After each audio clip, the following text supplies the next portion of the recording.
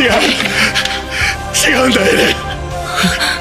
俺はあの日マルセルが食われて兄とベルトルトは作戦を中止して引き返そうとしたのに、俺は二人を無理やり説得して作戦を続行させたんだ。俺は英雄になりたかった。誰かに尊敬されたかった。俺が悪いんだよ。お前の母親が巨人に食われたのは俺のせいだ。私はこの地を恨みました。他の誰よりもエルディア人の根絶を願いました。もう嫌だと自分が俺を殺してくれ。ですが私は死にたくありません。それは私がこの世に生まれてきてしまったからです。我々は国も人種も異なる者同士です。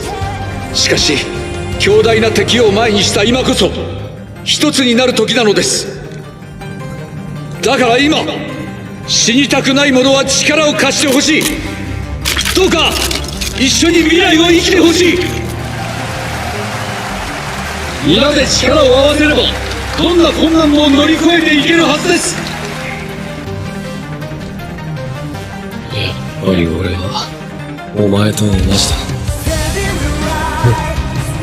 どうか私と共に力を合わせてパラディ島の悪魔と戦ってほしい。生まれた時からこうなんだ。